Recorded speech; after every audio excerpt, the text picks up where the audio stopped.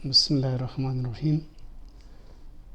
एक नया lecture comparison of mitosis and meiosis के नाम से हाजिर खिदमत है। पहले ज़िक्र हो चुका था सेल डिवीज़न की दो अक़साम हैं, एक को माइटोसिस कहा जाता है और दूसरे को मियोसिस। इसमें माइटोसिस और मियोसिस दोनों में फ़र्क क्या है ये थोड़ा समझने की कोशिश करते हैं। तो माइटोसिस में one cell divides into two daughter cells, एक सेल दो डॉटर सेल्स में डिवाइड हो रहा है और जो दो डॉटर सेल्स हैं वो एक दूसरे के आइडेंटिकल होते हैं, जबकि मियोसिस में one cell divides into four daughter cells. ये बहुत बड़ा फ़र्क है।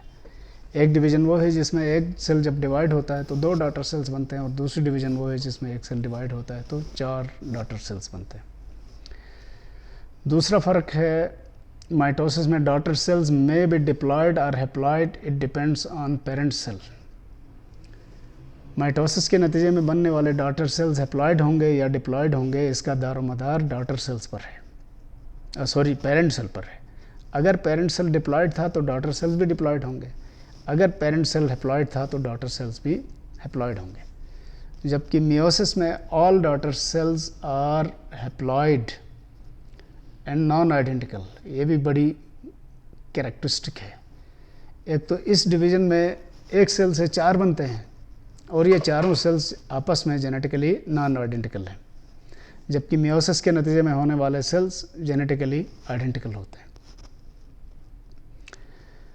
Mitosis can take place in any cell, that is somatic, reproductive, diploid और हैप्लॉयड।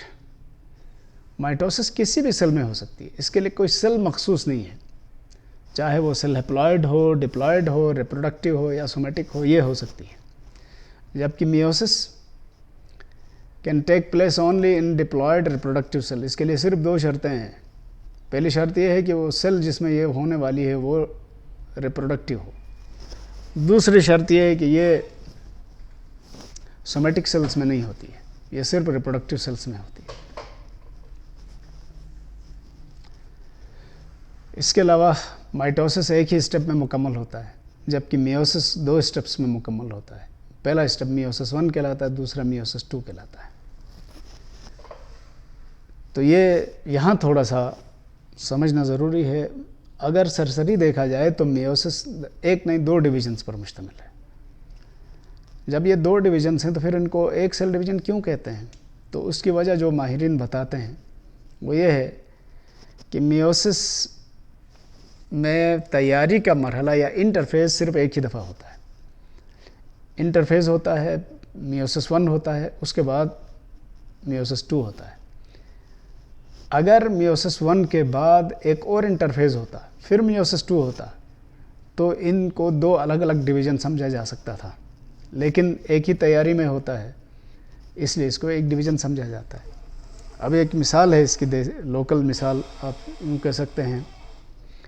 अगर कोई शख्स इस गर्दू से इस्लामाबाद जाना चाहता है तो उसके पास बाय रोड दो ऑप्शन हैं। एक तो ये है कि यहाँ किसी बस से टिकट ले ले और सीधा इस्लामाबाद पहुँच जाए बराह रास्त, ये माइटोसिस जैसा है। दूसरा तरीका ये है कि यहाँ से गिलगित की गाड़ी में सफ़र करे, गिलगित की गाड़ी का टिकट ले ले, गिलगित पहुँचे, वहाँ से दूसरी गाड़ी पकड़ के इस्लामाबाद चला जाए। तो ये दो स्टेप्स में हुआ है, सफ़र वही है, एक ही है। लिहाजा इसको दो सफ़र नहीं कहेंगे, एक ही सफ़र कहा जाएगा। माइटोसिस बहुत ही शॉर्ट वक्त में मुकम्मल होता है, जबकि मियोसिस में बहुत टाइम लगता है।